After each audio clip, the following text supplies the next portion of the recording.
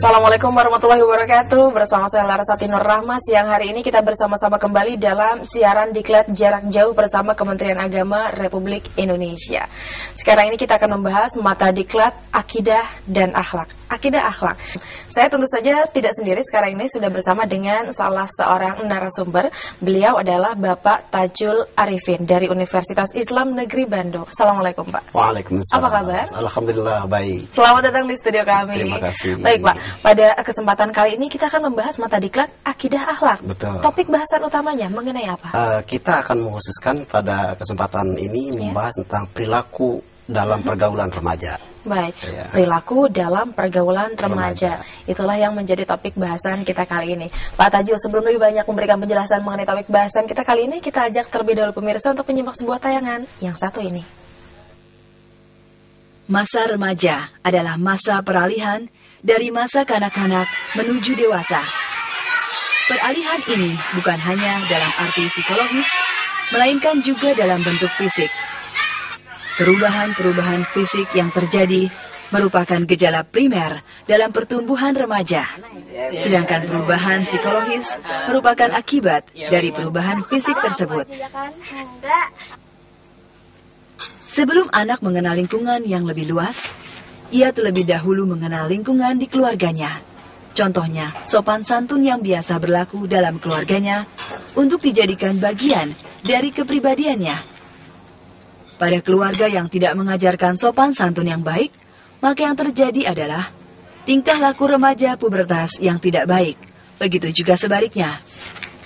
Pada hakikatnya, norma dan nilai yang berlaku dalam keluarga diturunkan melalui pendidikan dan pengasuhan orang tua terhadap anak turun-temurun.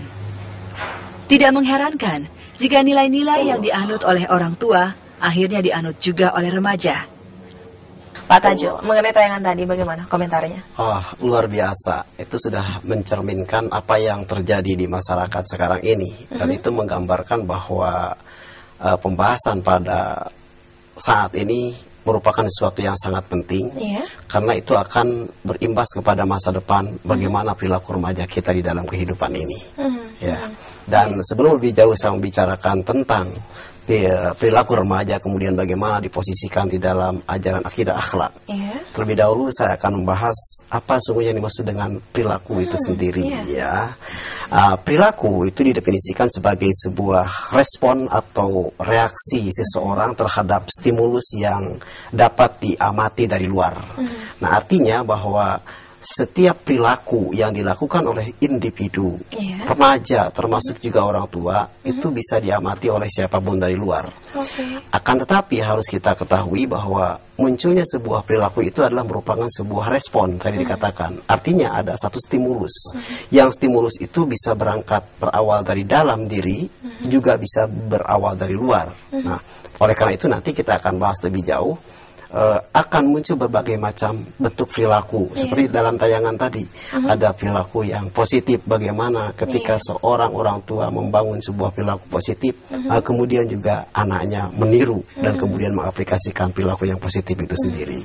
Perilaku itu ada, apakah memang selalu berdasarkan apa yang dilihat oleh si remaja, lalu dia melakukannya? Ataukah itu memang bisa muncul begitu saja dari dalam dirinya sendiri? Baik, itu satu pertanyaan yang sangat bagus. Tapi saya akan melihat dulu apa yang sebenarnya dimaksud dengan konsep remaja. Karena kita akan melihat perilaku remaja harus berangkat dari apa perilaku dan apa itu remaja. Ini untuk membedakan dari kelompok manusia yang lain. Nah, remaja ini kan kita bisa bedakan dari dua aspek.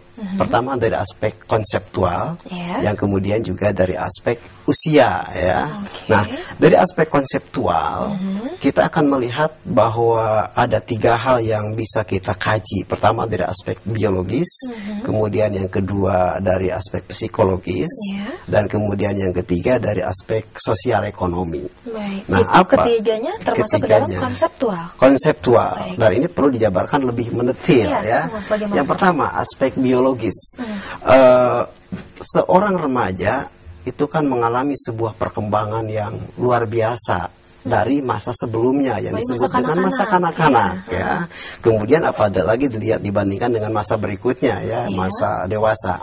Nah, secara biologis itu akan mengalami sebuah perkembangan yang dahsyat dan ada ciri-ciri fisik ya di situ yang kita bisa perhatikan.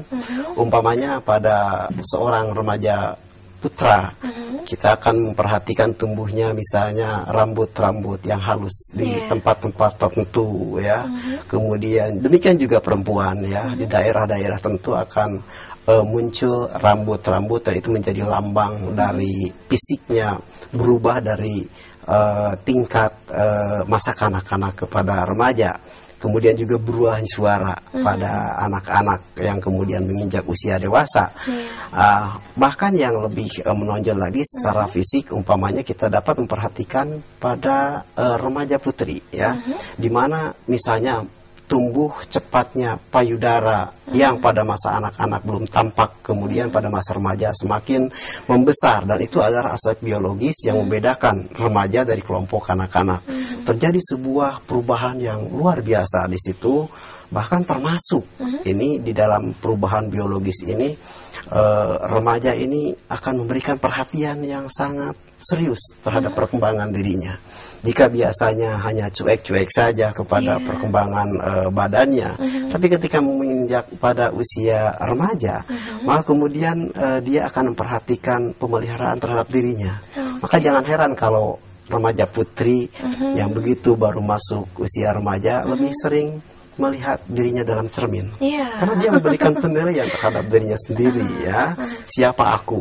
Apakah aku tumbuh menjadi seorang wanita yang cantik remaja, yang cantik remaja yang menarik? Apakah hidungku ini adalah mancung atau bibirku saya menarik atau tidak? Itulah, dan itu perkembangan biologis. Lanjutan kembali tentu saja masih terus dalam Mata Diklat Akidah Akhlak dengan topik bahasan mengenai perilaku dalam pergaulan remaja. Tetaplah bersama kami di Televisi Edukasi.